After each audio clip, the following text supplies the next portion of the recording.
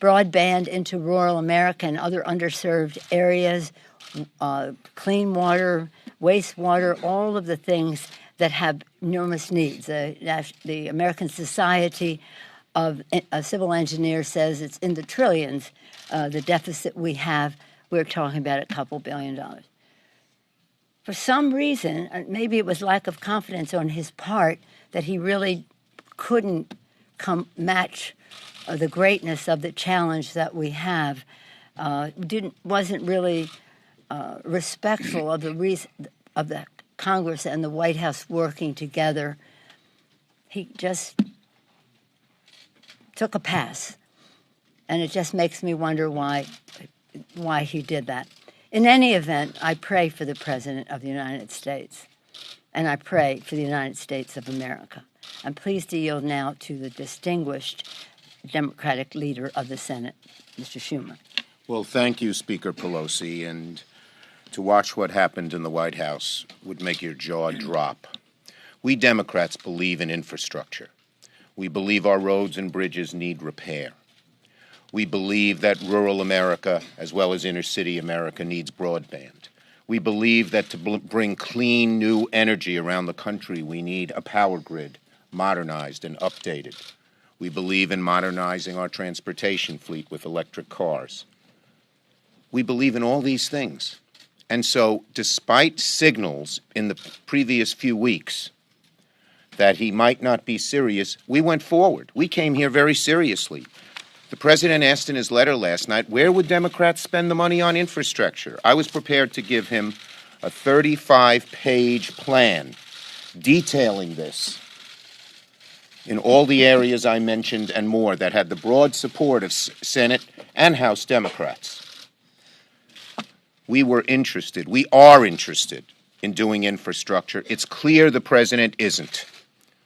He is looking for every excuse, whether it was let's do trade first, or whether it was he's not going to pay for any funding, or whether today that there are investigations going on. Hello? There were investigations going on 3 weeks ago when we met.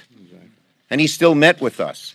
But now that he was forced to actually say how he'd pay for it, he had to run away. And he came up with this pre-planned excuse. And one final point. It's clear that this was not a spontaneous move on the President's part. It was planned. When we got in the room, the curtains were closed. The President, there was a place for him at the front so he could stand and attempt to tell us why he wouldn't do infrastructure. And, of course, then he went to the Rose Garden with prepared signs that had been printed up long before our meeting. We want the President to do infrastructure. We want our Congress to perform its constitutional responsibilities and create jobs, create income, create wealth for the average American. We can do both. It's clear the President doesn't want to do any of that. I just would add this one thing, that we had a very distinguished delegation to the Congress, very powerful House and Senate. As you can see, distinguished leader on the Appropriations Committee, Senator Patty Murray, Mr. Carper, the ranking member on the Committee of Jurisdiction that oversees some of what we're talking about here, Richie Neal, the chair of the Ways and Means Committee in the House, our distinguished Democratic leader in the House, Steny Hoyer. Where's Dick Durbin? Is he this way? The Senate Whip, or we call it Assistant Leader, whatever the title is in the Senate. Number two. Debbie Stabenow of Michigan, a leader on all of these issues in her committees in the Congress. Our Assistant Speaker, Mr. Ben Ray Lujan of New Mexico. Our distinguished Whip of the House, Democratic Whip of the House, Mr. Clyburn.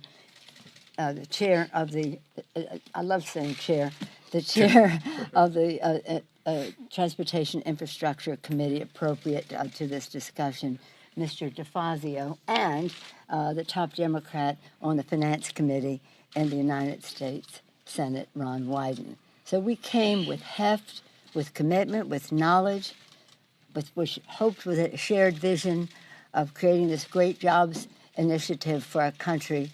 And the spirit of President Eisenhower, when he instituted the interstate highway system.